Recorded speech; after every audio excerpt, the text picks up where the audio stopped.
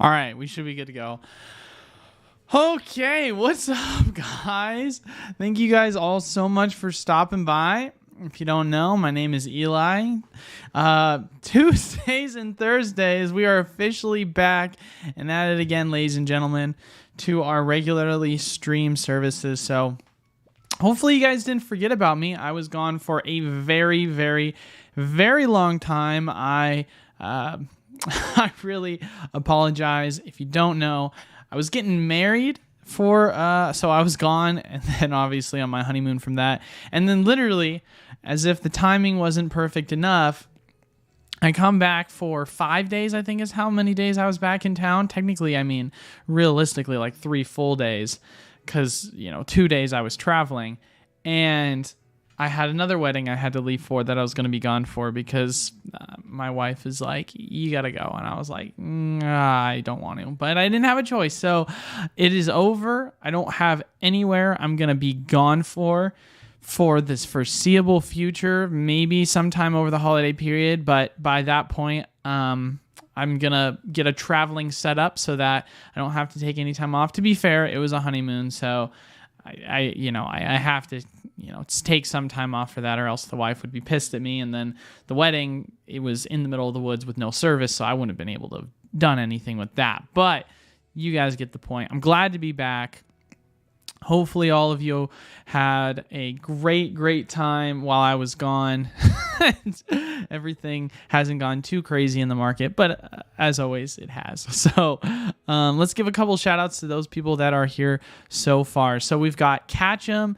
Good to see you, brother. T. Davis, Jason, John, Pika, other Jason, but with NX, Department Store, Collector J, Fernando, FOMO, Necro, Hermit, Pika Pika, Flower, Package Total, and Zapdos. So thank you guys all so much for being here. Obviously, if you have any questions, please feel free to ask.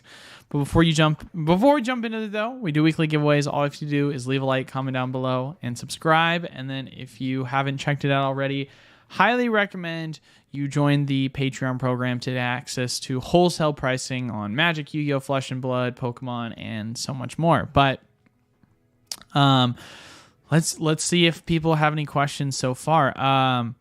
What color ring do you all think he got? That's a good question. I actually my ring's on my nightstand. I can show it to you guys, but it's a pretty cool ring. It's actually Lord of the Rings inspired, so I liked it a lot. When you guys were you guys judging the wedding compared to yours? Oh God, no, not at all. Not in the slightest. No, I mean, actually, that's not true at all. We were a little bit. We were comparing it a little bit. So the only thing we were comparing to the wedding we went to our wedding was the way in which how many people there were. So with our wedding, we kept it really small and intimate versus the other wedding we went to was a lot larger. And I was like, man, I am so glad we did ours so much smaller, which is intimate friends. Because like once you get to a certain size of wedding, it feels like people just go off in their own camps or hang out at their own table and they don't really like interact with other people unless they kind of know them already. And so it feels very much, I don't know if tribal's the right word, but it's just cliquey versus if you have a like smaller, more intimate wedding where like 90% of the people know each other and then the other 10% might not know the other people, then it's a lot easier for them to integrate because it's like a lot smaller of a group. And that's kind of why I liked it a lot better, and I'm glad we went that way because a bigger wedding, I mean, at least from when we were at the bigger wedding, I was like, I'm not socializing with anyone right now, and it has nothing to do with the fact that I can't. It just feels like it's, felt kind of cliquey. Yeah. What's up, fam? On the Van Gogh canvas and pink collection, thoughts on the Van Gogh? Man, of course that happens while I'm gone. I heard all about it. I mean, what's there really to say about it other than it was another, promo card that got released that is worth so much freaking stupid amounts of money. I mean, I guess, are you guys wondering, is the price going to go down? Is it going to go up? I guess that's really the question here. I did not, John. I did not. That's funny. I never even thought of that. This is why you suck video was very refreshing for me. Thanks. It's so funny. That video had like, okay, so I was like, all right, I haven't been back, or I've been gone for a while.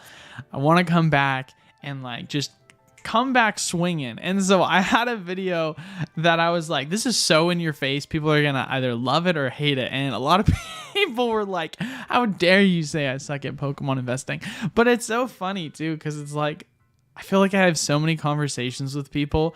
And I'll be like, hey, why did you buy this or why did you not buy this? And then they'll tell me the rationale, and the rationale will make zero sense. And it's just like, did you ever consider this, this, and this? Like, you know what I mean? And so I don't want to get into too specific because there's people I'll call out, and I don't want to call people out. But what if one of us got married? You gonna pull up? Oh God, I don't know if I can commit to that, guys. I'm done with weddings, not to be mean or anything, but 2 weddings back to back was a lot. Weddings are tiring, man. They're so long. They're like, so I went to a wedding. I went to my cousin's wedding in March. I went to obviously my own wedding, and then Holly's family friend wedding. And so it's like, I had all these like weddings I've gone to back to back to back. I'm just tired of weddings. I just want to be working. I know that sounds weird to say, but I just miss like the grind, man. I hate taking time off. I get so bored so fast. So it's nice to be back. I'm excited. I want to get really back into pumping out the videos and, you know, doing live Q&As again. You had 250 at your last wedding? Jeez, dude, that's crazy. That's so many people. I could never. I mean, we had 18 at ours. I'm back, baby. What's up, Ripper? Can you do a high-level summary on your thoughts and different current sets now? Lots happened over the last month, and it's a blur. Can I do a high-level summary of your thoughts from different current sets now? Okay, so can you elaborate a little bit more on that, Pika Pika? I'm going to put my mic down more. It's kind of in my face. So when you say compared to current sets, are you talking about like my opinion on 151? Are you talking about my opinion on Obsidian? Are you talking about my opinion on Paradox coming out? Like, is it just a summary of Scarlet and Violet compared to Sword and Shield? Like, what specifically are you looking for? Nothing but 151 matters. Yeah, right? What's up, Treo? When's the Patreon Q&A? I want to have it be this Friday is what kind of my goal is. I haven't announced it. I was hoping to announce that yesterday or today, but I was just on a plane all day, and so that just kind of didn't work out. And it sucks because I'm not going to pay $20 for my first flight. I had 2 flights and a layover. And so I'm like, I'm not going to work on an airplane where it's 45 minutes just to pay $20 for service, and then it's gonna go out 30 minutes into it once we like. It's interesting because so I was flying Delta, and with the first flight we were in, it was originally supposed to be an hour and 40-minute flight, but it turned into like an hour flight. And the way in which they set it up is the service for Wi-Fi doesn't become available until you're 10,000 feet in the air, but then once you're 10,000 feet in the air, it's available. But the flight it said it was going to be an hour 45. It turned into be an hour. And so, you know, you're off the ground 10 minutes until you hit to 10,000 feet. Then you've got about another 40 minutes before you start ascending, right? Or 30 minutes before you start ascending. And then once it hits below, then the Wi-Fi turns off, at least on this specific plane. Because certain planes are different because they're trying to implement free Wi-Fi. And it was like one of those things where I was like, all right, I've got 30 minutes and I don't want to spend $20 to try and get Wi-Fi for 30 freaking minutes. So screw that. So I was like, I'll just start making some announcements I need to make tomorrow. And so I've just been taking care of some stuff. On the like couple hours I had Wi-Fi previously, and then was gonna make announcements later today. But I have a lot of other stuff as well that I still have to take care of. Here's a discussion topic for you. Given the new market conditions, do you think we'll begin to see large portions of people leaving the hobby, that we've had prolonged periods of stagnant prices? That's a good question. I don't think so. I think that people overestimate the amount of like investing power that's going to drastically affect the collector's market.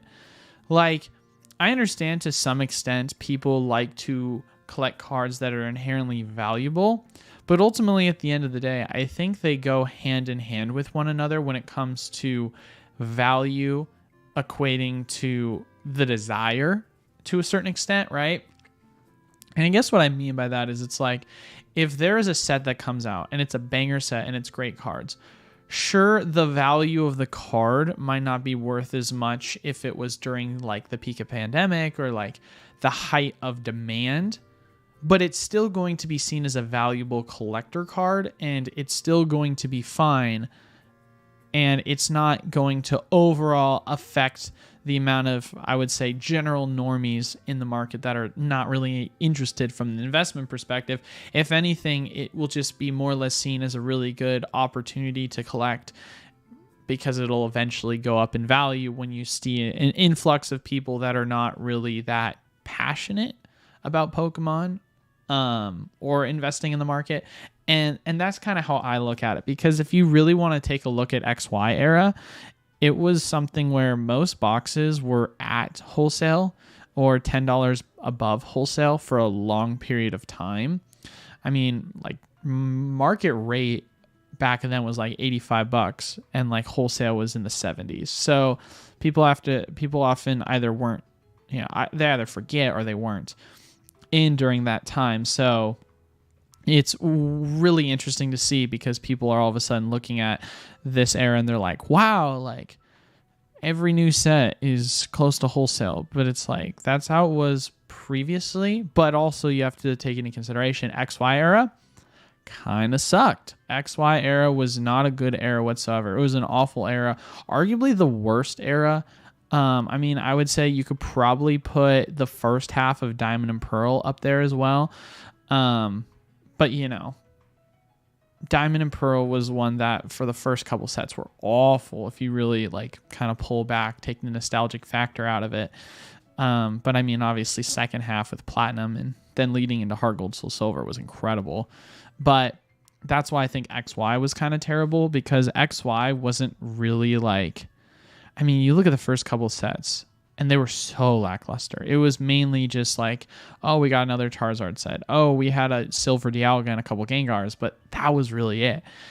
And you had a bunch of other sets that were terrible. I mean, Steam Siege, to name one. Evolutions was one that was obviously very popular, and people hated Primal Clash. People hated it on Furious Fist. People hated on Fates Collide. I mean, I could keep going on with the sets that people hated on. So I think that the only thing that really is comparable between the timelines is that we're just in an era where a lot of people have high expectations of both good art designs and desirable cards. And I think that over time, the good art designs are going to win, but in the downturns, it's going to be the cards that have specific characters combined with the art designs, right? Because if you take a look at a set like, here, let me open up my TCG player account.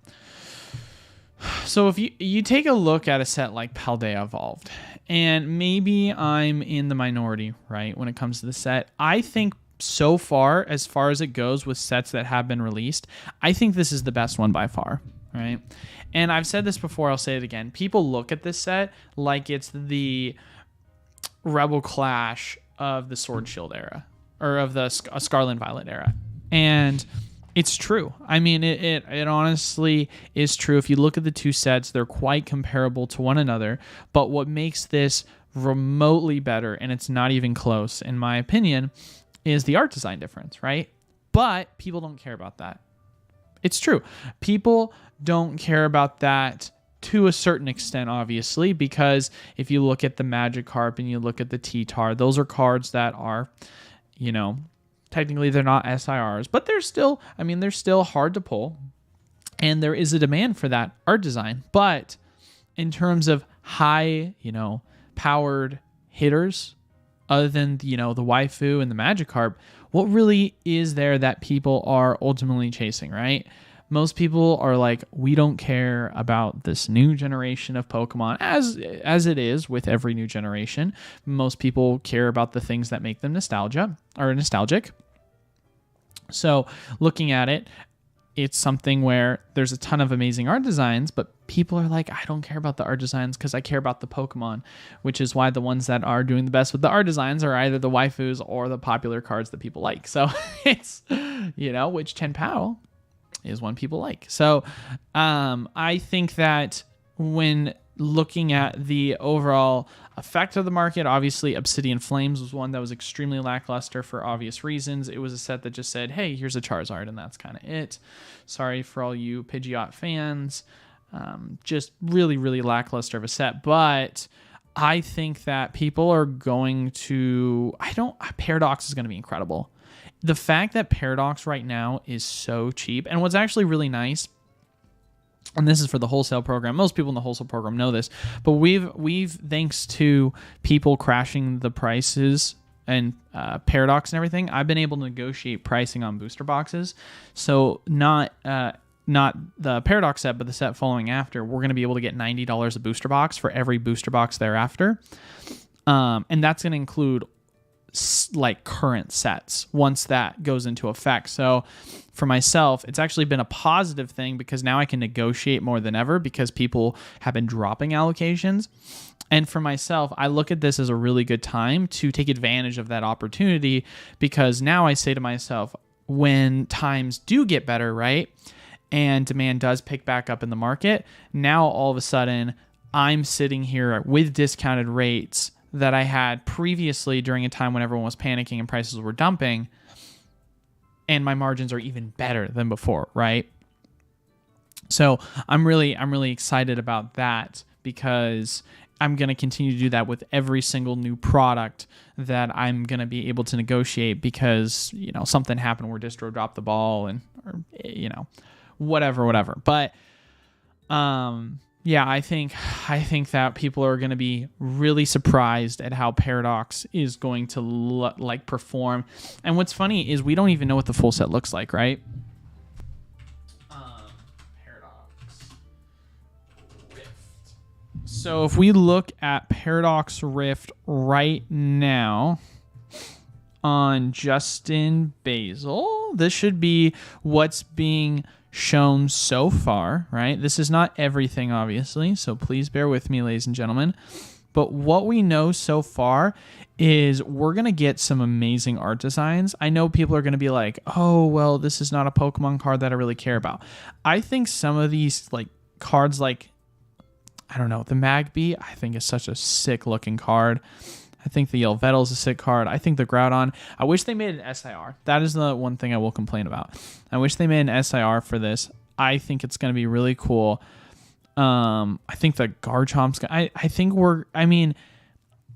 there's going to be a lot of really cool cards that are going to be introduced in this set. And we've only seen the first half of this. We haven't even seen the second half of this set yet. So I'm honestly really excited for what it's going to be. It's going to be a massive set. Yeah, I know. Pokemon definitely needs to drop the headdress. But I would say for the most part, they've done a good job at kind of, you can see it, obviously. But if you don't focus on it, then it's pretty unnoticeable, I would say. It's only more noticeable here. But even then, it's not the worst by any means. I think the Altaria art design is gorgeous, too. I think that's really cool. But I think this set is going to do really well. That's my opinion. We'll kind of see, right? Who knows how Lady's going to perform. We still have quite a bit of cards that are going to be released. And it's awful because literally the set itself in Japan, the remaining English cards, the set itself releases end of October. And our set comes out early November. So the timing on this all is going to be awful. It's going to be awful because people are not going to know what's going to happen. But yeah, so long story short, to kind of answer your question on just a recap of where we are in the market, I think that if we're being honest, it's the start of a new generation. Most of the starts of a new generation usually are pretty underwhelming. It's usually by the fourth or the fifth set, things start to really pick up. Once they start to pick up, then that's when things become exciting. And either you're going to see a demand pick up in the market, or you're going to see just a really good opportunity for people to be able to come in and invest at these high demand sets that people were not focusing on because they were just filtered out and the demand wasn't the same as it was previously. So I see it as a win-win situation regardless if things end up, going up in price or not. But as we've seen, 151 is performing really well. It's performing extremely strong. So to say like there's not necessarily still demand in the market, there is that demand. It's just more or less how the market is going to react to sets that aren't, 151 nostalgic feeler sets is what we're still waiting to determine here. So, and I think Paradox will be a good tell in that regard.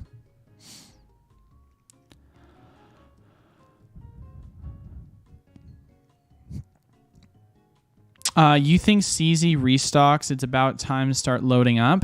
You think with the CZ restocks, it's about time to start loading up? I think CZ will definitely be a really good set to load up on, for sure. The ETBs are going to be a great opportunity to load up on once the reprints happen. Well, so here's the deal. You guys, I don't think I've talked about my numbers about it a ton.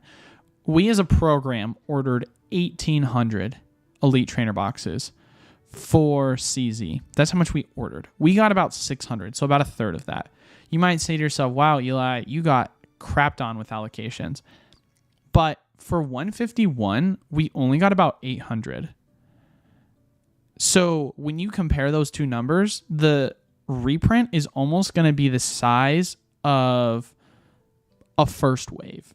Because with Obsidian, we got 720 or 690 it was 690. So you really have to say to yourself, CZ ETBs, they're going to crash and it's going to be heavy.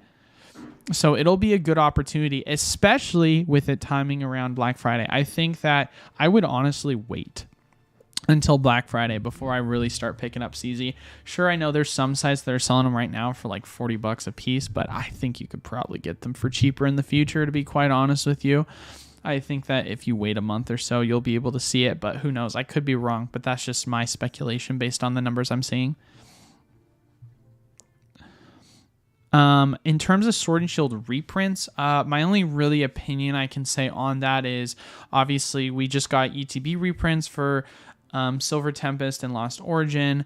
I'm obviously a fan of picking up ETBs long term. However, I'm not going to go super heavy in them because I went so heavy in the booster boxes because I'm still a fan of those long term. I think those are going to perform extremely well. I don't have any more news about other reprints happening for the Sword and Shield era, but it would not surprise me based off of how the sentiment has shifted in the market if the Pokemon Company is going to try and tie things together in bundles and force distributors to pick them up and then pass that on to retailers.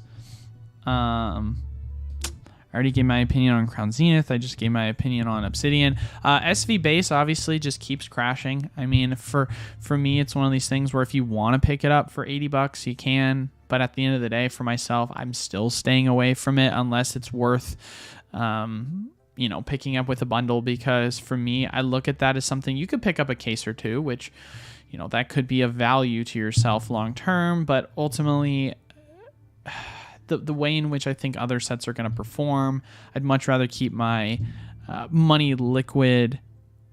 But to be fair, it's also because I am someone that's a business, so it's a little bit different, but to be fair, I did pick up still a ton of Silver Tempest and Lost Origin booster boxes, even though I try and be liquid as a business, predominantly because the opportunity was just too good to pass up for the prices we were picking it up at. What else? 151, I think it's strong. Not really much more to say other than there's confirmation that we're going to be getting a UPC reprint coming at some point here in the near future. I don't know the exact timeline of when that's going to be, but anticipate prices on that to tank. Already went into, obviously, Paradox. So I think that's it for answering all your questions. Thoughts on the point of entry for 151? I can't answer that. I haven't really been following the 151 mark in Japan. Otherwise, I would answer that, but I haven't been following Japan lately. It will be another decade before we see a set like Evolving Skies. I doubt that, because I think Crown Zenith was a set like Evolving Skies. I think Crown Zenith was an amazing set. It just didn't have evolutions to the fullest extent as Evolving Skies did, but it still had evolutions too.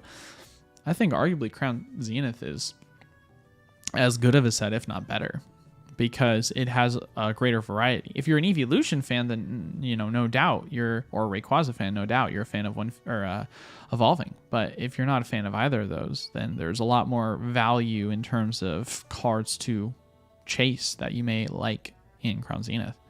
I obviously like Evolving better because I am a Evolution fan and a Gen 3 fan, but that's different. Eli, our Lost Origin booster box is drying up on distro level. Yep. I can't think of, within the wholesale program, there's a solid month or two where you could buy them for around, I think the first time around, you're able to buy them for $90, $95. You had to buy them in a bundle with some other stuff. And then the second time around, you could get them for $102 a piece. So for a while there, we had Lost Origins sitting forever. Right now, Silver Tempest is the only boosters that are available. Correct me if I'm wrong. I think they're selling for $105 on distro right now. With our distros, but other than that, it's like, Lost Origin is kind of just dried up. So I wouldn't be surprised if in the next couple months we'll start to see a turnaround in price. But so far, it's just been kind of going sideways. Do I expect Sword and Shield alt arts to pick up in value again in the near future, or only in 5+ years? I think that I can definitely see alt arts picking up, but I don't anticipate that to be at least for another 6 months to a year. But also at the same time, it really just comes down to what the market's doing in the overall economy. I am very much speculative on what that's going to look like in the next, I should say, honestly, 2024. Because I'm still nervous because inflation is still really high. The Fed, although they've come out and said they're not going to raise rates, I don't think they're that serious about it. I wouldn't be surprised if rates are going to go up.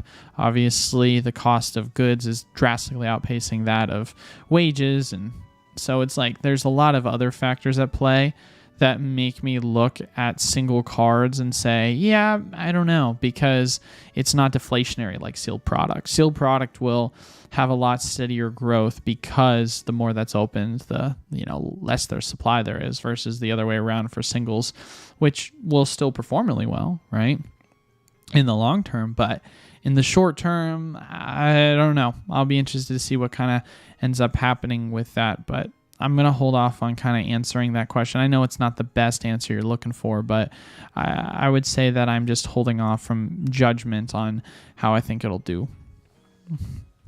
Been surprised to see how far Chilling Reign alts have dropped for EXs. I mean, if I'm being honest, I think a lot of them, there was like just a quick shoot up in value because everyone was panic buying because they saw that the value of alternate arts were doing well, and now you're starting to see that kind of subside. So I wouldn't be surprised if prices for alt arts kind of stopped their incline for a little bit before they went back up. Pokemon keeps printing amazing cards. Will that devalue past amazing cards? Not at all. No, because you can continue to find an appreciation for amazing cards in different styles. Alrighty, where am I? Catch 'em All mentioned more stores, retailers are getting access to distribution, making it easier for consumers to get product, but tanking the resellers. I don't think that's true. Yeah, that's not really true at all.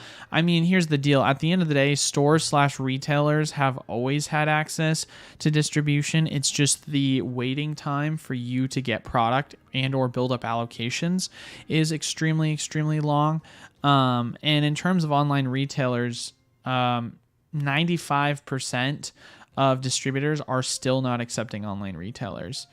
I know that 3 of my 4 with certainty are not accepting online retailers. I know that for certain. They're only accepting in-store retailers. One of them potentially, but I'm not 100% certain. Last time I talked to them, they said they were going to open it up at some point, but they hadn't yet. And even then, like, you're talking 6 months before you even get allocations. And so it's and another place I'm actually looking at adding on to another distributor. So I was recently applying, and they literally had a check mark box that said only accepting applications if you're a storefront. So it's still really difficult to get allocations. The only thing I would say is, obviously with Paradox, there's a couple of people that felt like their capital was being tied up because of Obsidian. So you saw some people drop their numbers for Paradox, and so there was a lot more that became available, and people were taking advantage of that by picking it up, hoping that it would allow them to get their spend up, because spend is obviously important when it comes to your future allocations. And then tying that in as well with Commander Masters being an absolutely atrocious set for Magic, people were dropping that. So you definitely have stores that are bleeding in terms of, you know, overall supply, because people are not picking stuff up. I mean, that's just kind of the reality of the situation. So it's not that, oh, distributors, they're letting things become more readily available. It's like, no, stores are over leveraging themselves, and they're starting to feel the pain of it because it's not all free tendies all of a sudden. There's still a lot of opportunities for free tendies, but the problem is, in order for these other stores to take advantage of that, they need to have liquidity. If they don't have liquidity, they can't take advantage, so they dump the prices on product that they want to get rid of to free up liquidity for other better opportunities to flip. What's the takeaway for the stream? I mean, there isn't really a takeaway so far because we're catching up on everything, man. There's so much to discuss. I do agree on that one, John. I do love the pop. I think the feel of the cards themselves are really, really gorgeous. I love them for sure. Pokemon companies are master market psychology, understanding the customers. I think it's only a matter of time before they introduce the next thing to shake things up. Well, I think we've already seen that, obviously, with the introduction of the future and past cards, with, you know, how that's going to, I mean, as you can see, Iron Moth, future, right? So you're going to have different types of Pokemon, ancient, future versus ancient, right? Brute, Bonnet. I mean, interesting names. I don't know how I feel about that, but you get what I'm saying.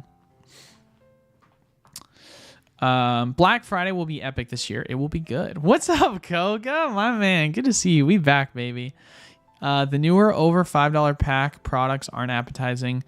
Holding on until Black Friday. If they put the Sleepy Zard and Crown Zenith... If they put the Sleepy Zard and Crown Zenith... I did it. Japan, it would have been better instead of the stupid Zard UPC. I agree with you. Of course, adding the Charizard to a set would make the set inherently better. But the Charizard UPC sold like hotcakes when it first came out before they printed it into oblivion. Is it ethical for distro to hold on to more desirable sets than offer premium, but only if you bundle with crap product? But the thing is, I think you have to understand, Hermit, is that is being passed on. So the Pokemon company wants to push their game. The Pokemon company says, hey, I want our game to be extremely successful, and for that reason, we want you guys to push trainer toolkits or V-Battle decks or stadiums. But to sell this, we're going to reprint certain product so that we can then bundle it together and have a better time selling that crappy product. So if you want the good stuff, you have to also take the bad stuff. So I think people think too much of it as it being a distro problem, and it's more or less a Pokemon company problem. And distro, of course, is, you know, passing that on to us. But, you know, make no mistake, a lot of the bundles, quote unquote, that are, of course, being passed on to us are not the same bundles that are exactly one-to-one from what is being given to them from distro, right? Like, you could hypothetically say that for us, you know, the distros are going to be like, if you want a case of Lost Storage and boosters, you got to pick up a case of Scarlet and Violet, versus with distro to Pokemon Company, it could be you want a case, 4 cases of Lost Storage and you have to pick up 1. You know what I mean? So for them, they're getting the better end of the deal, but that's how the chain is going to always work out, right?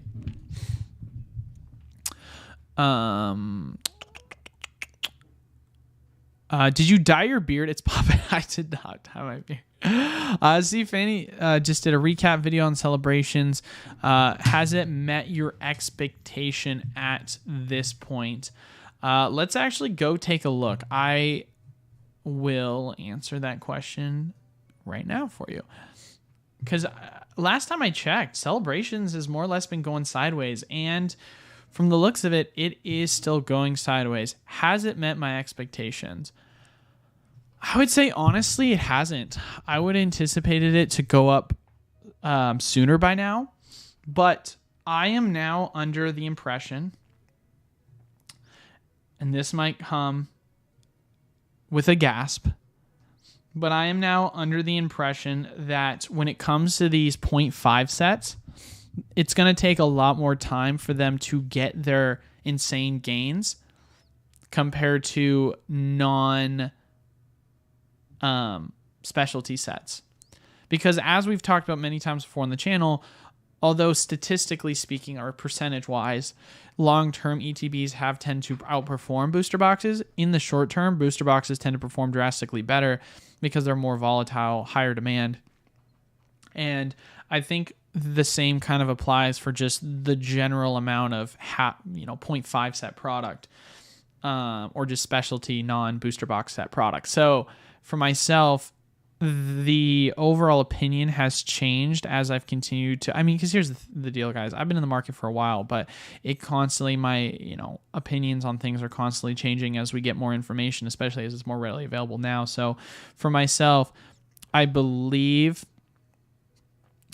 we are in a position where we can now look back and say, hey, these are going to be good performing items, but it's going to take more time than we realize for it to hit those massive gains. And so we don't have to, how do I want to say this, like jump the gun initially. Because, let's take a look at the Celebrations Elite Trainer box. Right now, over the past year, you have been able to pick up this item for around the $84 price point. You have. And it could be that way for the next 6 months to a year. I don't know. I don't have a crystal ball. But for myself, if you had said, I'm going to park all my money in 151, or not 151 Celebrations ETBs, and you just tied your liquidity up versus you went in and you were flipping Silver Tempest Lost Origin boosters, sold them, bought them again with the reprint, you would have made way more money, right? So it's something that I feel like really I'm more cautious of than ever when it comes to my decision making when picking up products such as Crown Zenith, products such as 151, products such as Shining Fates, and so on and so forth, because although I'm a fan of these sets, I know that I'm going to pick some up because I'm obviously going to be able to get it at distribution prices, which is going to be 95% of the time cheaper than market. But then I say to myself, how much do I care about paying a couple extra bucks 10 plus months from now for that product, knowing that I can then just, instead of picking up a ton of it now, wait till later down the line where I'm slowly picking up more, but using the majority of my funds on other things to buy and flip.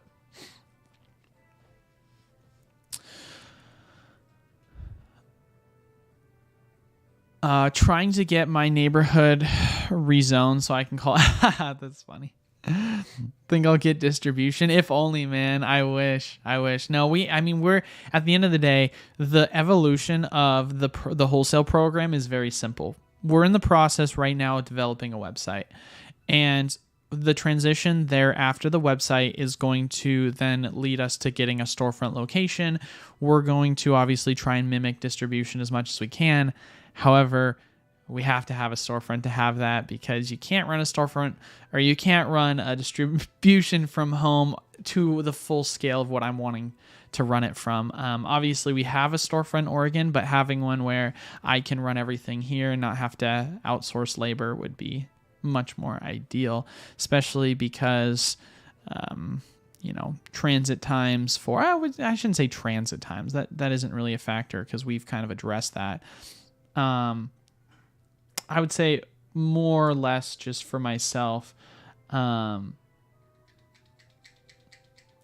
ability to just increase allocations without having any sort of reliance to giving them up to the storefront in Oregon is the biggest step that I'm wanting to take with owning a storefront.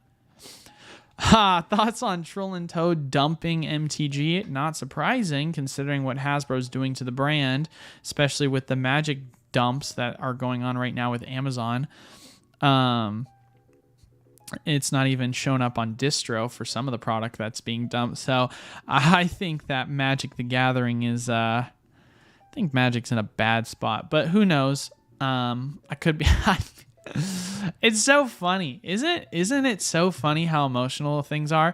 You go from, I think it was the 30th anniversary. I can't remember what the anniversary set was, but you had like this like reprint $1,000 pack reserve list thing for Magic that people were just up in arms pissed about. And then all of a sudden you've got an amazing set that comes out like Lord of the Rings that people go crazy for, right?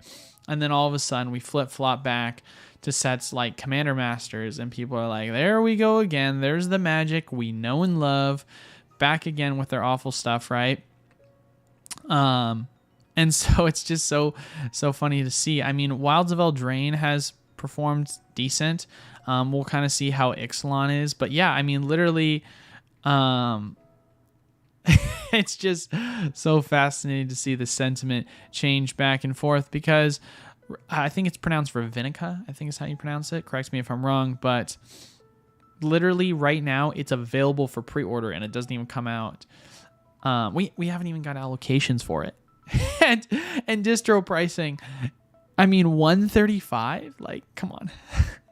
That's crazy. So it's not looking good. It's hurting storefronts. I don't know what they're doing.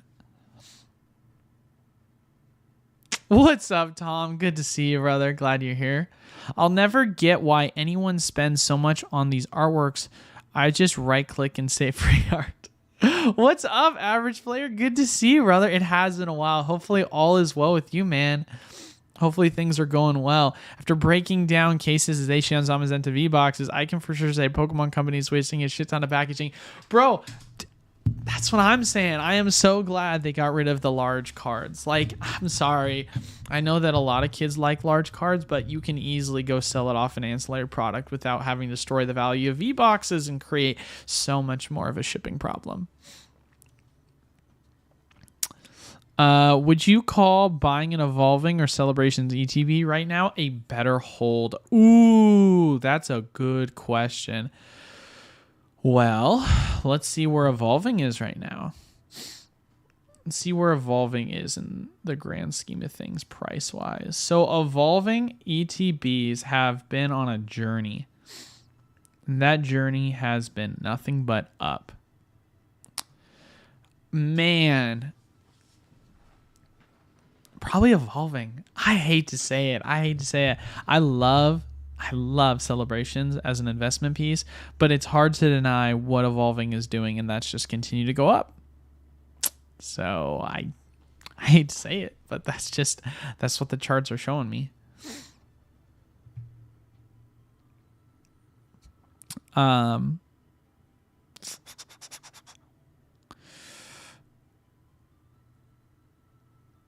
Distros are not selling Evolving Skies for wholesale. Yes, that is true. Do you think 151 poster collections will go up in a couple of years? I think they'll be fine. I mean, it'll be interesting to see if we really see poster collections become more prevalent. But yeah, I think they'll do well. If you just look at like Celebrations ancillary product is still done well, even though it's not an elite trainer box, right? Like the tins and the V boxes and the V. I mean, you guys remember this V Union box and how much this was printed and how people were like crapping on it. It was at, I think, $25 at one point. It was sitting on distro forever. I mean, there was so much of this that could be bought, and now it's at 40, which, you know, doesn't seem like a big game from a percentage perspective. It's decent, right? And here, let's go back and click on it again. You know, the value of the item itself, I love how it says 34, but it's actually 40. It's just, I mean, it's just gone up.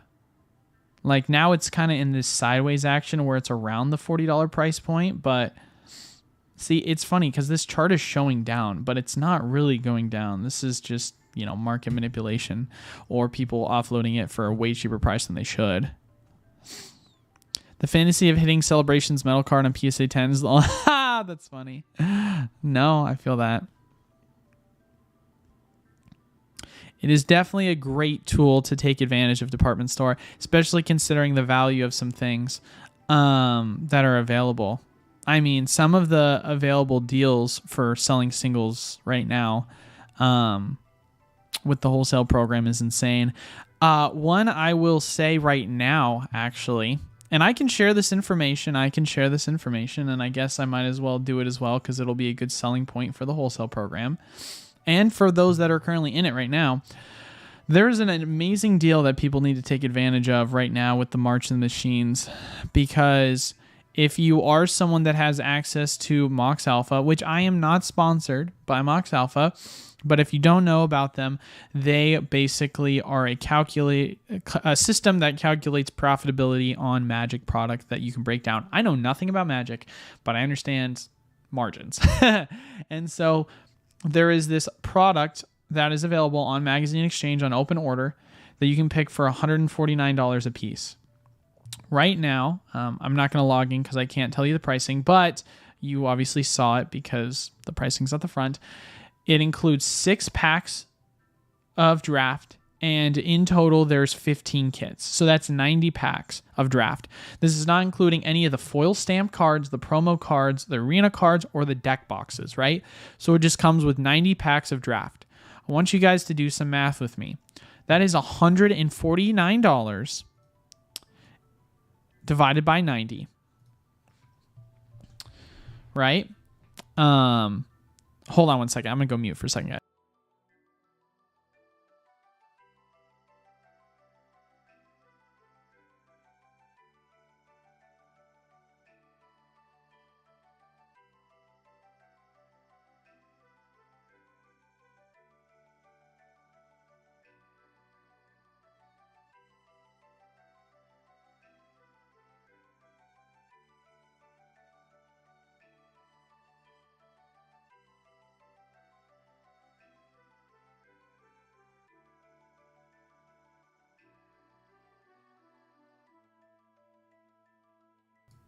Sorry, that was my distributor. Apologize about that. I just was like, I'm streaming. Let me call you back.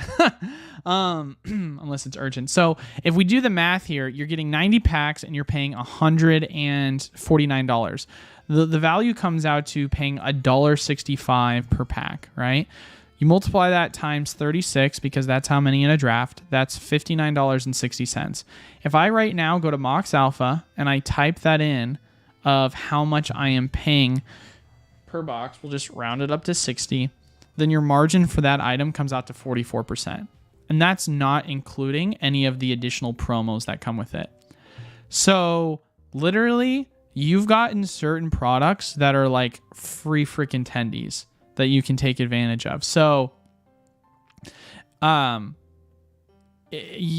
a lot of value still. I mean, you don't have to be a master of knowing Magic as someone who doesn't know a dang thing about Magic to know how to make money.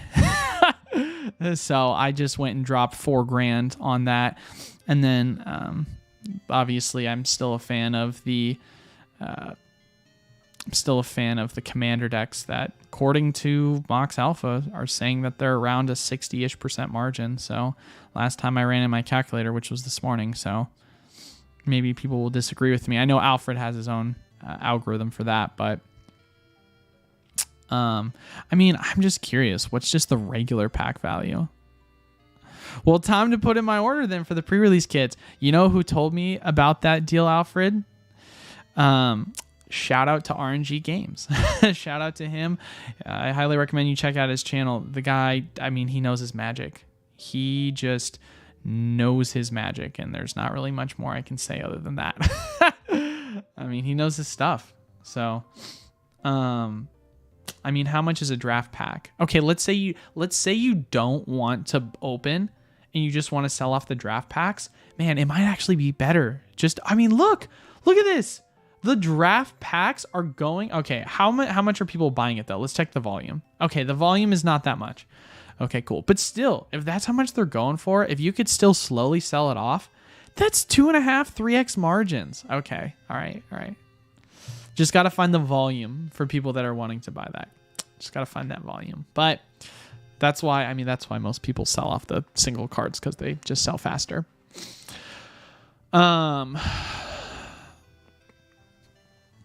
MTG30, thank you, Tech. Dudes were saying Charizard UPC is going to be 50 by the simmer due to LCS and distribution dry. I've checked on eBay, still selling under. Yeah, no, I will take an L on that. I will take an L. I told people that I would not be surprised if it went to 150 by the end of the summer at the latest. We are now going into fall, and it is not that much. So there has been a shift in the market for obvious reasons of demand, and that was something that obviously I couldn't anticipate, which is why things have changed. And that's why I'm not 100% accurate on all things, and why I tell people to take what I say with a grain of salt. Do I still believe in the product long term and think it's going to do well? Yes. However, with celebrations being in a product that's sideways, do I think that that item could also go sideways as demand in the product or in Pokemon has gone down? Yeah, of course. And so I will once again refrain from giving price points on both those numbers and other ancillary product within the sets and 151 and so on and so forth, for the purpose of right now we're in a market where, although there's a general sense of direction for specific items, there's still a lot of questions to be asked. Classic box, just another high priced item that Pokemon is trying to sell that we'll see how much is printed, but I mean, I don't know. It seems cool. I'm obviously getting some, but who knows on what that's going to look like. I mean, prices are so expensive for it. There's demand. The 151 Zapdos has a large card. Now that I got the Alakazam box, I like the size of these. Yep. Eli was loaded with ES product, never told us about the CUPC claims of God packs are surfacing.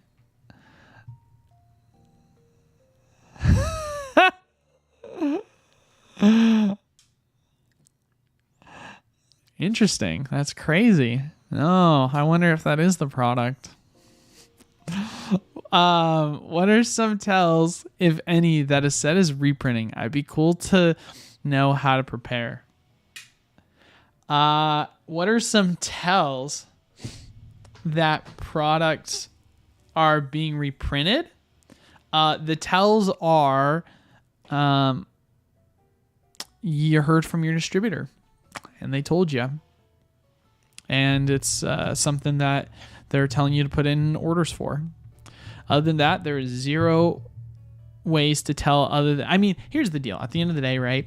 I made a prediction back in, or I didn't say I make it a prediction. I had talked to my distributors. My distributors informed me that we were going to have a reprint for product around the same time as Scarlet and Violet, anticipation being end of March, early April. That ended up coming a month later because there was delays for that reprint. That reprint, for those of you guys that don't remember, that was a small reprint of Brilliant, small reprint of Astral, and then eventually we got reprints for other booster boxes, Lost Ores, and Silver Tempest. I knew about that because my distributor told me months and months in advance, and obviously things change because things get delayed quite frequently in the Pokemon company, but I knew my distributor. I trusted him because he is someone that has been quite reliable. Obviously, he cannot predict delays. That is something that happens. It's the reality of the situation. But ultimately, at the end of the day, I was not calling for any sort of confirmed reprint happening other than the fact that I believe there was reprints coming because it had been a very, very long time since we had one for the Sword and Shield era. And so there was an expectation that it was going to occur because history had shown that, you know, hey, this is the longest we've gone without a booster box reprint in quite some time now. It would make logistical sense for them to do it. Well, we're now learning, however, and we can talk about this right now as we look back on history, is what we're learning is that the Pokemon Company more than ever is now utilizing these reprints and timing these reprints to co-align with taking of other product, right? For the longest time, we said to ourselves, the Pokemon Company, why aren't they reprinting Sword and Shield product? Like, it's about to, some of these items are going to go out of rotation, or, you know, it's been a while since we've got a reprint for that product and it keeps going up in price. Why has the Pokemon Company not done it? Is it because it's going to take away from these other sets? Is that why? But it's actually the exact opposite. The Pokemon Company is saying to themselves, listen, we know people are not going to want to pick up product at these prices with the new sets being very low demand. Let's let the Sword and Shield price products run up in price, reprint them after they've run up in price so it feels like a good value to pick them up compared to market, and then bundle them with Scarlet and Violet era product that no one wants because it's an easier way for us to pitch and move product. That is now what we've realized, the strategy that the Pokemon Company has taken. And so now, more than ever, I think it's entirely possible that we could see additional reprints occur for other Sword and Shield era booster boxes. I'm not saying it's confirmed. I am not saying it's 100% happening. And I am 100% speculating based off of what we've just realized in the past couple of months. But it would not surprise me. This is just me, you know, kind of put on my tinfoil hat.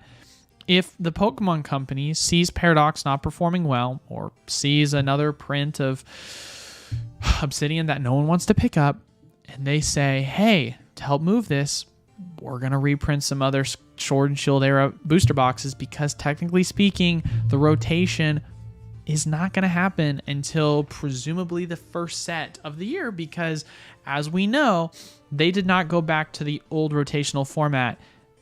Otherwise, that would have been announced sometime in September or end of August. And so the new rotational format is going to line up start of year, more than likely either the first month of the year or the first set of the year. It'll be interesting to see what that kind of ties up with. A few weeks ago, I walked up on 4 ES ETBs at Walmart. That's usually dry. Don't expect to see any more. Well, dude, you better have bought it. Eli the mime. I know, right? I like use my hands. I'm like low key in Italian sometimes. Distribution call. Nothing exciting. He just said that, hey, your large order of product that you just placed, it's gonna ship out tomorrow instead of today because we had to LTL it because of how large it was. And I was like, okay, that's fine.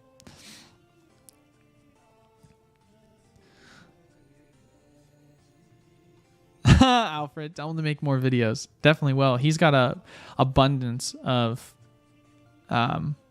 knowledge when it comes to TCG player and selling. He's incredible. I can't blow smoke up his ass enough. I mean, I love RNG games. He's awesome.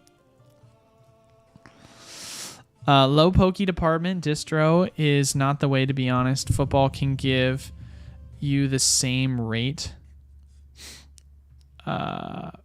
Football P can give you the same rate. Is Football Pete selling Magic product for cheap on eBay? Also, Football Pete, I mean, how much is he charging for taxes and how much is he charging for shipping? I mean, I'm interested to see what you mean by that average player, I should say. Evolving Skies reprints coming with Paradox. Yeah, right. Don't we all wish? What percentage of your Magic compared to Pokemon sales on TCG Player? I will share that information. To be fair, okay, so actually before I share that information, I want people to... how do I want to share this? That's the real question.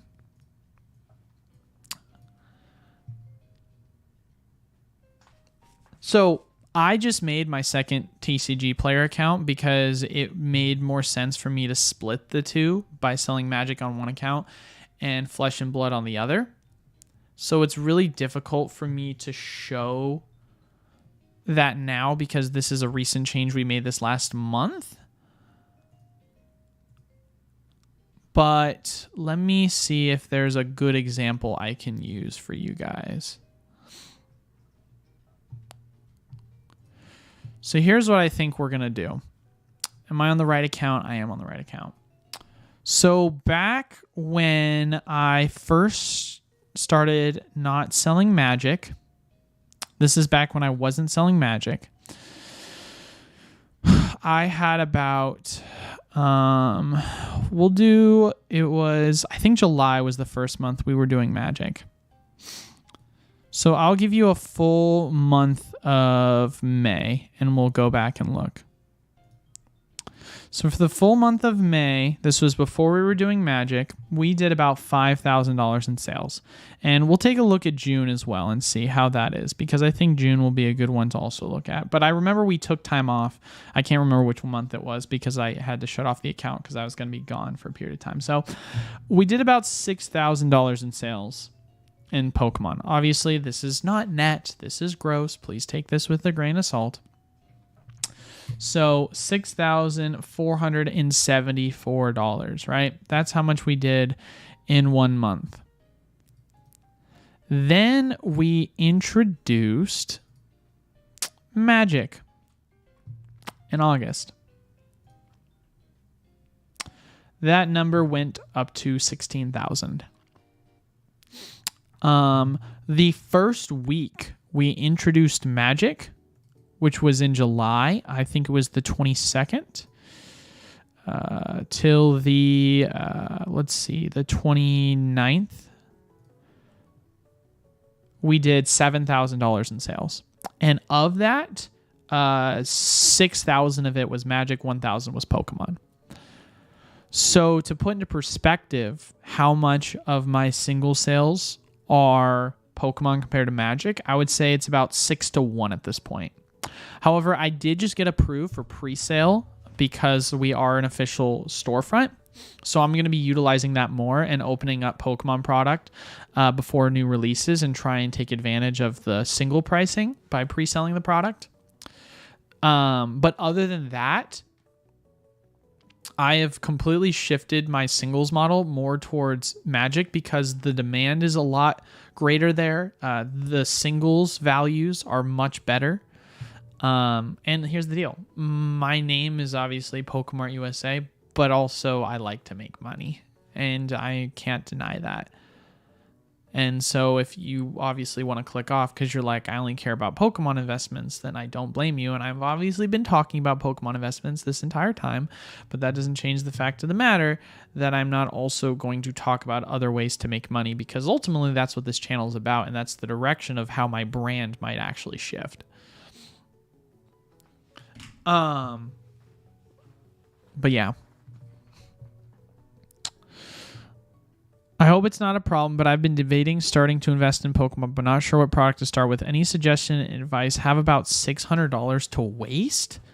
Well, here's the real question we need to ask. Squishy, are you wanting to do more long-term investing where you set it and forget it, or are you wanting to invest, but if your product does well, you sell it in 6 months to a year, and then you go buy either more of that product once it gets a reprint, or you move it and park it into other product? I think the second option is better, but for some people, they don't like to deal with that, even though they could potentially missing out on a lot of ROI. Crazy Pokemon Center has 151 ETV pre-orders, and none after that. Might be since Crown Zenith PCE TV's just sold out fast since, wow, the Fusion ETB's gone back on stock. Zulu Games had Paldea Evolved boosters at 85 today. Dang, that's crazy. Yeah, people are just sitting on a lot of these boosters, and they're just freeing up liquidity, and they're fine with taking it out. Yeah, and that's the thing. The only reason why I'm honestly into it as much as I am now, Wrath, is one, because of RNG Games. Shout out to him. You want to learn about Magic and other things, watch his videos. He talks about it. And then two, it's because of Mox Alpha, which I paid for the membership for that, and I feel like it's well worth it because it obviously puts me in the right direction. So using him as a tool and his channel, and then using Mox Alpha as a way to kind of help me has really been extremely awesome.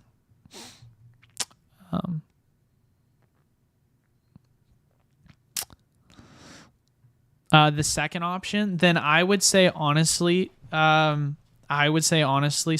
your best kind of route then when taking that second option is going to be liquid booster boxes. And by liquid, I mean ones you can move quick that are going to be high demand and are going to,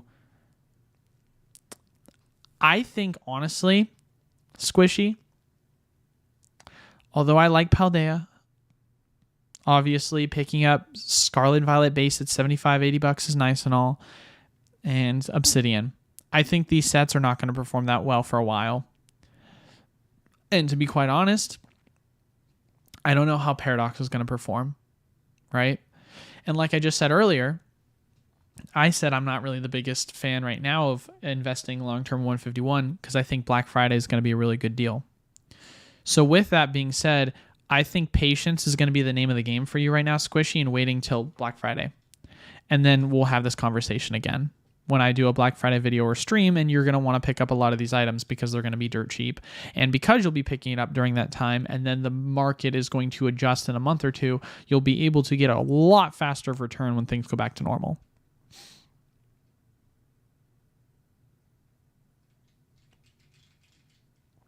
That's what I would do. Just wait till Black Friday. Still haven't gotten any 151 to open. I haven't opened any 151 either. I know. I want to open it. I think I have some UPCs leftovers. I had like 2 because distro didn't ship it in a case and I only ship orders in cases.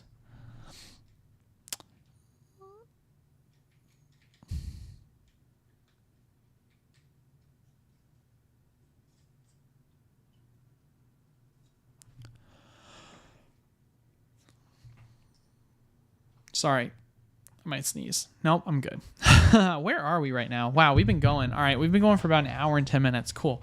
We're chilling. All right, we're chilling, ladies and gentlemen. Appreciate it. Also, what's your Patreon about?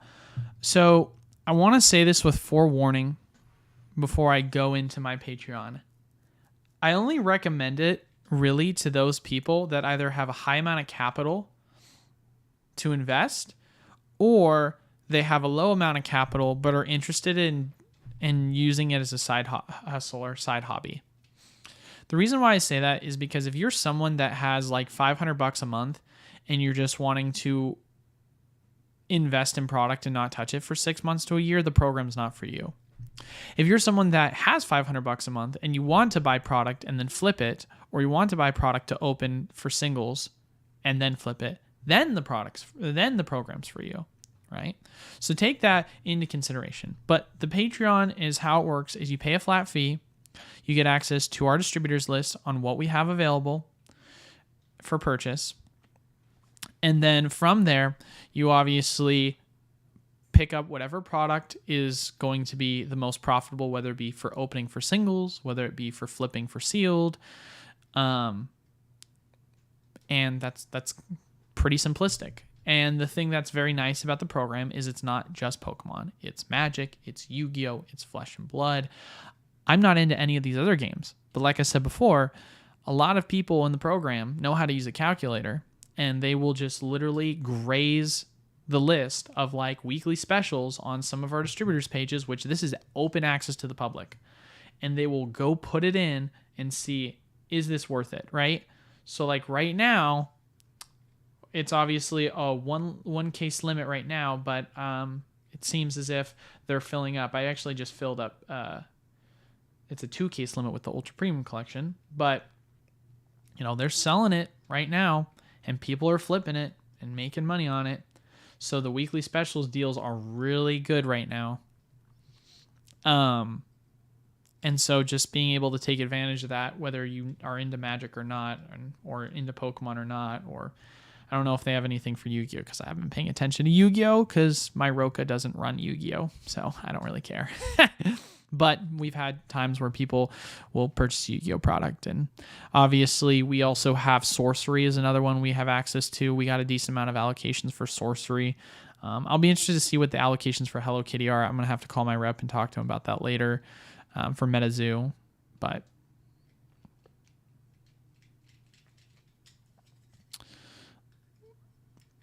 But yeah, that's kind of the whole point of the program. A lot of the people that are in the program are either people that have a storefront that like to use us as a program to get access to additional product or distributors they wouldn't have access to, or people that are side hustlers or do this as a side hobby that don't have access to distribution and want to get access to distribution without having to own a storefront, because most places require you to have a storefront.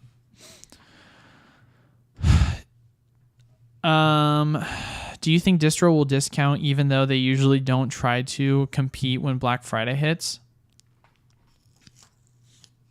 That's a good question. I don't know. I mean, I'll be doing a Black Friday deal. I haven't decided how I'm going to structure that yet, but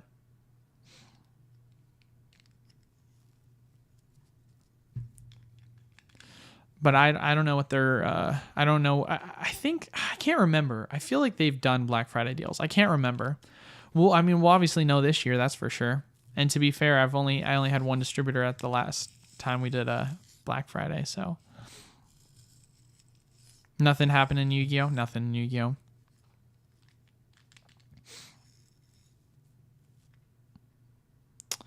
The Swablu art is really good. I might need to open Paradox Rift on the set. Where's the Swablu art?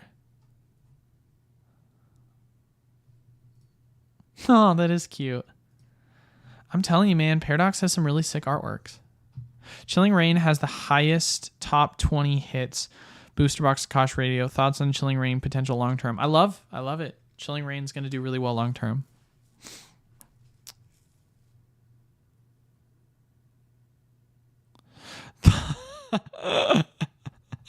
Alfred, didn't you post something about that, Alfred, saying that there was a bunch of other miscellaneous TCGs that distro was just randomly dumping? Harry Potter, Austin Powers, you said, and a couple other ones. My Little Pony. Oh, that's so funny. Yeah, I would say, oh man, I wish here's the deal. It's not an SIR, but it's going to be the next Magic art.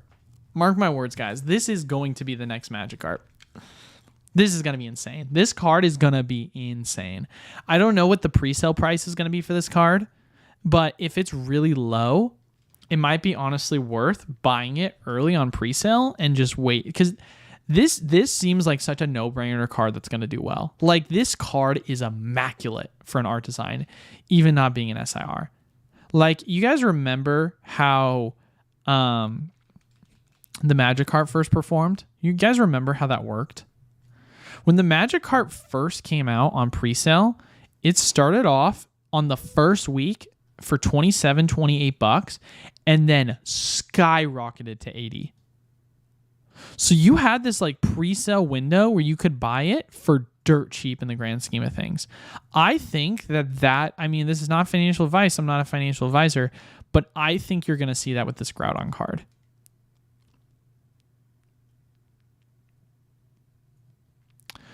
I think the Groudon card is going to be so good.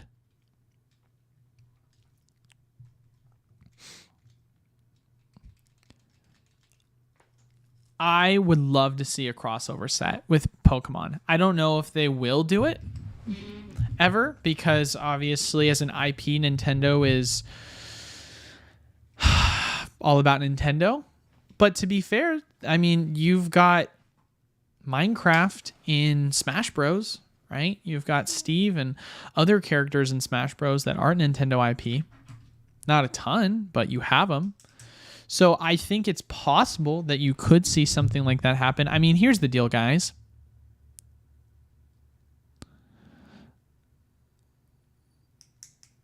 Eli, turn on raids for YouTube. How do I do that? Is someone trying to raid me? Is that why you're asking? Or is that why you're saying that? I don't even know how to turn that on.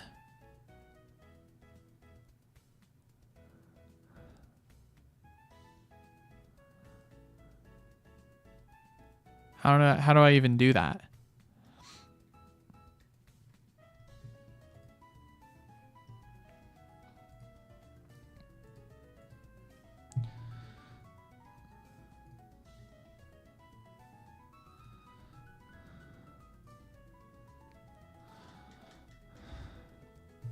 Do you think Doctor Who is going to be short printed, or has Hasbro just been playing games with allocation numbers?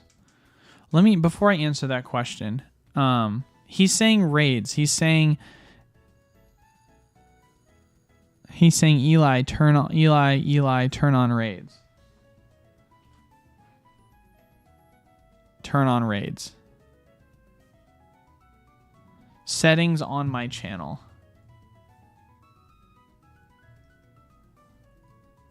Settings. Channel. Is that under advanced settings?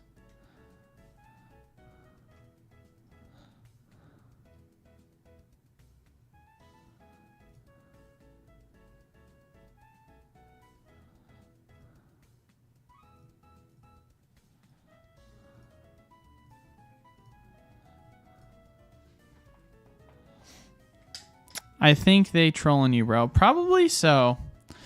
He seems to love to troll for some reason.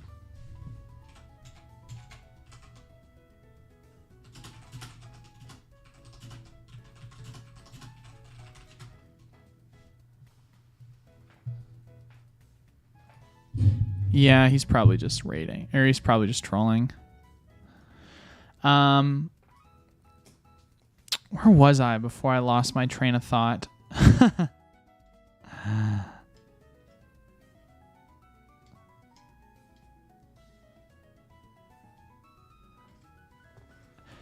Tina is a mod in Rev's channel and asked if you had it turned on. How do I turn it on, though?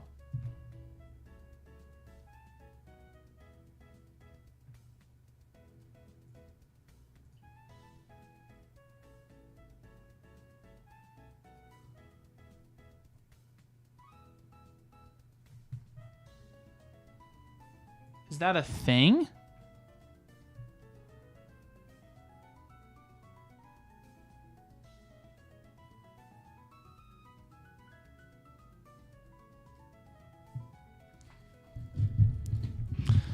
I mean, if we're gonna get rated by PokeRev, then obviously I can't turn away from that. So I would like to know how to allow rating. I mean, I'm in my settings. I didn't know there was a specific setting for that, though.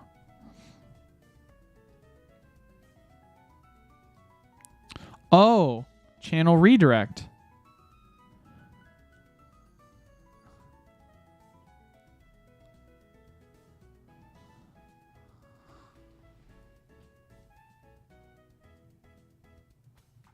Oh. All right, I just said it. Yeah, no, it's happened now. I just adjusted it. So apparently it's a redirect option, which allows people that are not my subscribers to redirect viewers to me. So unless he was going to subscribe originally, but now it says that he doesn't have to be subscribed in order to redirect. So it's all channels can redirect to my content. And it says, allow other creators to select the viewers to any of your live streams or premieres. All right, I have it enabled.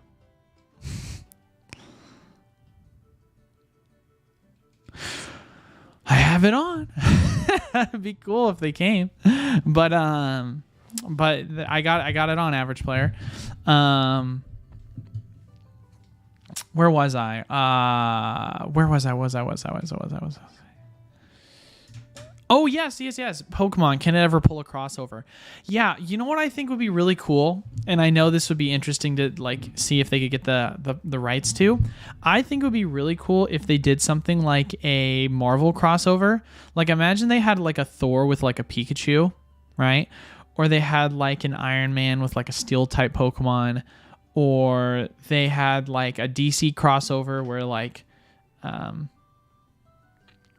where they had Poison Ivy having a grass type Pokemon and Batman having a dark type Pokemon, stuff like that, in the Penguin having an ice type Pokemon. Imagine they did a crossover with that, because if you look at a lot of superheroes, they're very thematic in a certain regard. So I think it'd be cool if you had certain superhero crossovers like that. I think you could play into that pretty easily when it comes to Pokemon typing. So that's just an idea. Best time to redirect is right when you're about to wrap it up. Why? Oh, when they're about to wrap it up. Oh, I see. Coolio, see you on another stream.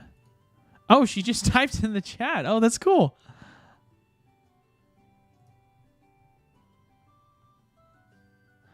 Oh, hey, wondering if you have settings on to accept raids.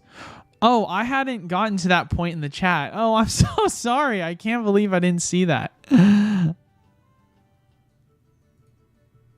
I love how average player is like doing the like flashing signs, and I'm like not to the point of the question yet, and she's like asking I wasn't there.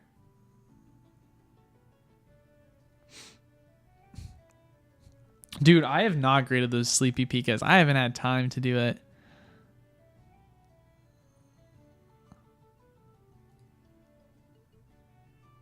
They should hire us.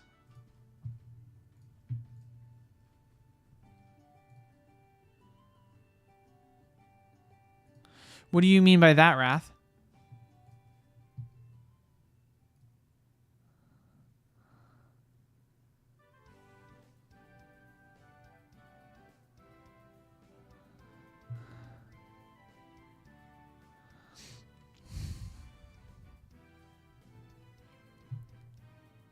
Yeah.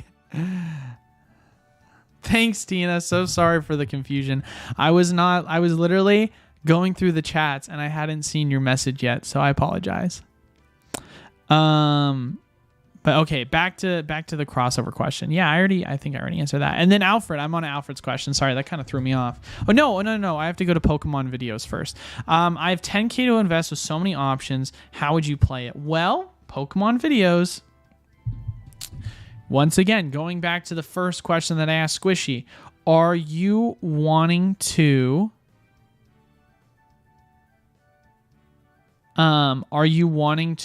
invest, not touch anything, and not do anything? Are you wanting to invest and then do everything every 6 months? Are you wanting to take that money and create a side hustle? What is your kind of goal here, right? Because there are multiple different avenues that you can take when it comes to having that kind of capital.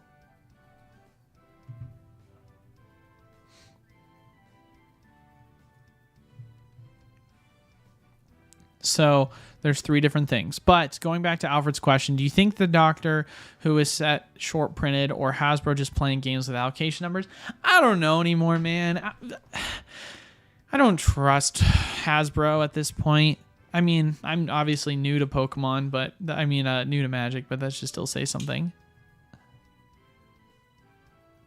But yeah, no, I just don't. I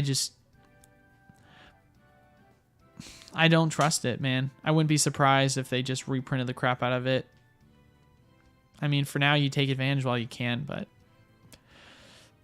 I just don't trust it. Pokeball had the best parody video today. I'll have to check it out.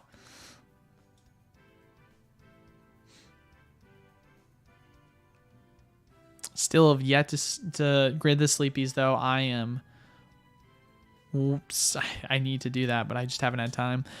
This raid thing confuses me. They come in here, or we go in there? I don't know, man. I mean, all I know is that Tina came into the stream, and Average Player said Tina is a mod for PokeRev, which obviously... I hadn't gotten to the question yet at that point. So he tried and couldn't today. Oh, man. What? Oh, man. We got freaking skamaz, dude. That's tough. What a bunch of scrubs we are. Gosh dang it, dude. We could have had it happen, and instead it didn't. Oh, man. Talk about a missed opportunity.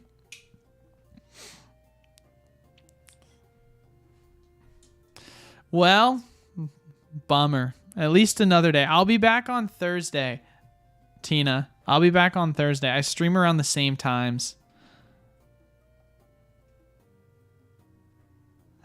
Jester says, I came here from there anyway. Well, I appreciate that, Jester.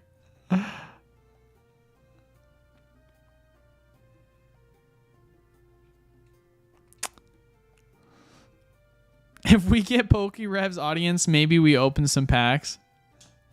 I know, right? We just literally just completely direct the channel. All right, guys. So no more Pokemon market Q&As. I'm going to go open a bunch of 151. No, I would never do that. I mean, it'd be cool to have a lot of people just kind of just zoom on in. But obviously, at the end of the day, I'm not just going to start opening packs because it's not what my channel's about. But, man, we messed up, man. You snooze, you lose. But we'll be back on Tuesday. He streams every other Tuesday. Okay, so here's to hoping it's Tuesday then, man. I'm curious what the crossover would be on that.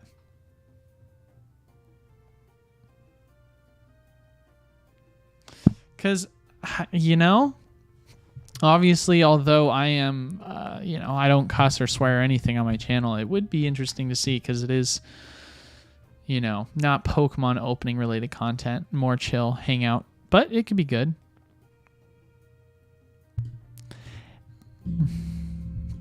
Oh, average player, hush. You trolled like 90% of the time.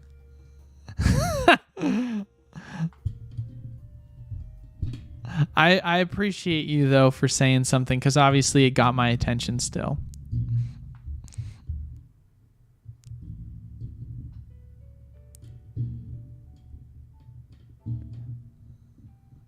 He streams every other Tuesday, so every other Tuesday, turn the second half of your stream to pack openings. Yeah. All right, guys. So in today, yeah, the one time where I feel like streaming on the same day PokeRev stream is actually a good thing and not a bad thing. I never even thought about that. That's so funny. Question at all, what size box do you recommend to ship regular size ETBs? I usually ship 9x7x5s if I'm shipping 2 10x8x6s, but ideally 10x8x8s are going to fit better.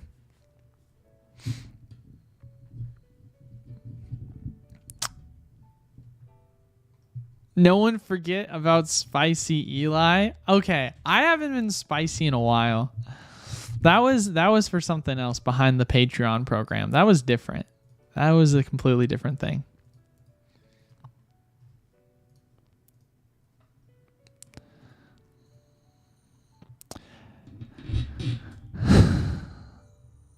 Can't say when, but I'm always looking for people's streams when he needs raids and sends him the suggestions. Well, I really appreciate that, Tina. Thank you. I mean, like I said, we're not pack opening content type channel, but we do talk about chill things going on with Pokemon, whether it be what's new with the market, reprints happening, and cards that I think are worth picking up or sealed product worth picking up. So we like to talk about things still Pokemon related, just obviously not pack opening channel. Although funny enough, Tina, one of my editors is also one of PokeRev's editors that did shorts for him, and it's funny because I talk with him and he's always like, you should do pack openings because it gets views, and I'm like, but that's not, I don't know, I'm not like that. I don't know if that's something I want to do.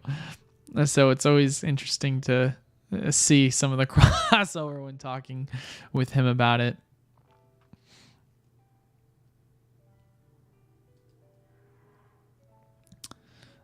If it wasn't for trolls, YouTube would be stale. I feel like that's what Twitch is comprised of. Shut up, package. Axie and Jared. Which Axie, he was the one that introduced me to Jared. So Axie was helping me originally, and then he passed off the torch to Jared. But obviously Axie just left for Japan and Australia, so he hasn't been helping me out on anything at the moment. It's all been Jared.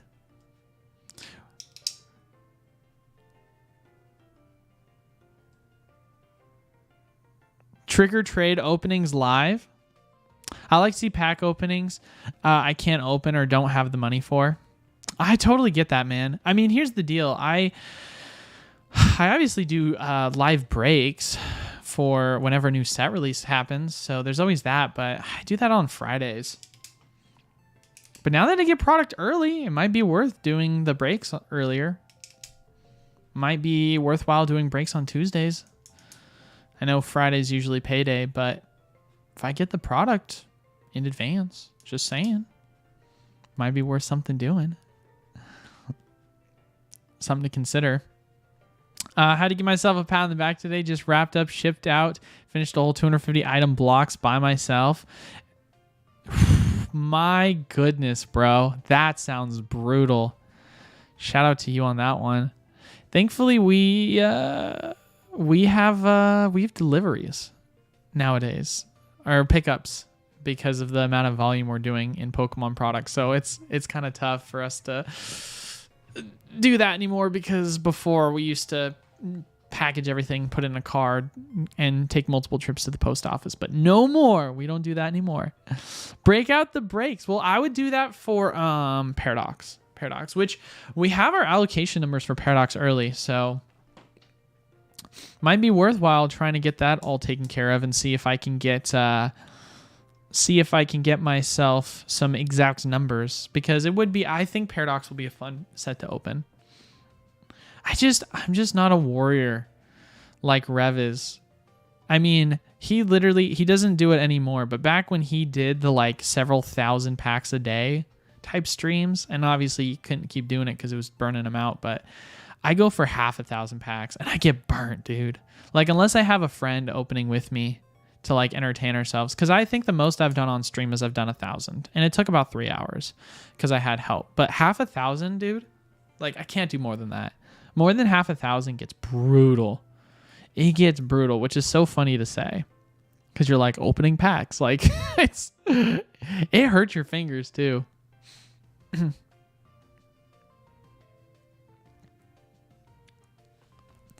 All right. Is there any other questions pertaining to my usual content? Because I want to make sure that I don't alienate anyone that is like, Eli, talk about what I should invest in. I think I've answered every question so far. The only one, obviously, I'm still waiting to get a follow-up on is Pokemon videos. Alfred.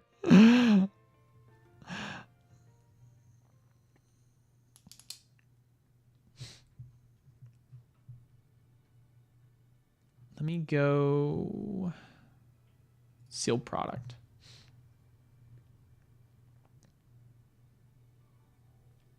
Is there anything of interest to report? How's Lost Origin performing? Last time I checked, it was still around the same. Yep, it's around 140. Nothing new. Nothing new. 140 is what it's at right now. What about Silver Tempest? What's Silver Tempest at? Silver Tempest is at 124. Nothing new. Kind of doing the same. Lost Origins, I mean, it's doing much better, though. That's for sure. Shocker. Shocker, shocker, shocker. I mean, the Ultra Premium Collection UPC is going for 96. Still super duper low. Nothing new to see there. 151 booster packs are going for $6. Yowza. How much were they pre-selling for? I'm curious, actually. They were pre-selling for less. Whoosh. That doesn't tell you something. I don't know what does. I hope Pokemon Company does notice everything going on with Scarlet and Violet and takes note on the pricing and just, I don't know, does something about it. Because they just need to be able to make adjustments, man. It's just not good.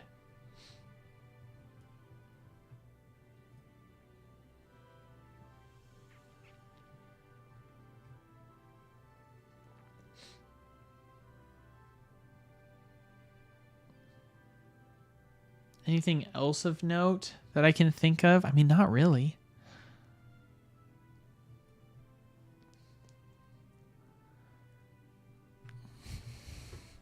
Uber is going to offer post office drop-offs.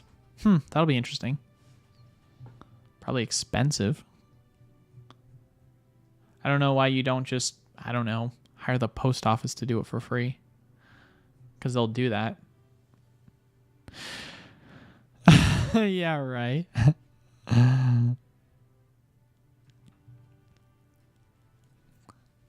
All right, ladies and gentlemen, we're going to start wrapping things up here in the next 5 minutes.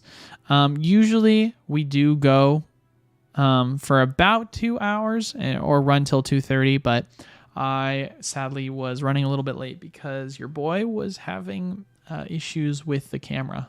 So I had to set up 10 minutes later. Lorcana isn't accepting new stores for organized play. Really? I didn't know that. Wouldn't be me because we are part of that network. Yeah. But yet we don't even get access to the product because we have to use it as an incentive to get people in the door.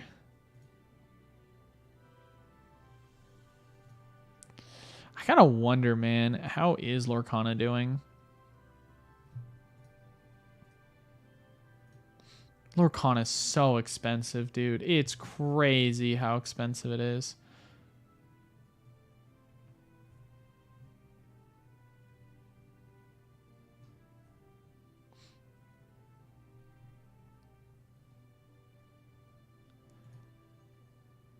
Jeez. All right. Any last couple of questions, ladies and gentlemen, before we end it here?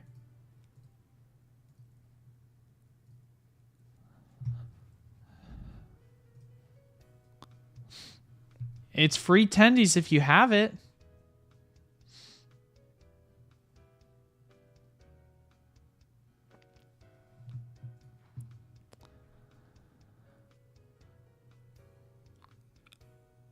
All right, I think that is it as far as it goes, ladies and gentlemen, for today. Excited to be back. Want to thank you guys all so much for stopping by. I appreciate you all as always. Make sure to leave a like, comment down below, and subscribe to the YouTube channel if you want to enter into our weekly giveaways. And then, as always, make sure to click the link down below to join our Patreon if you want to get access to Magic, Wholesale, Yu-Gi-Oh!, Flesh and Blood, and so much more at wholesale pricing. But that is all.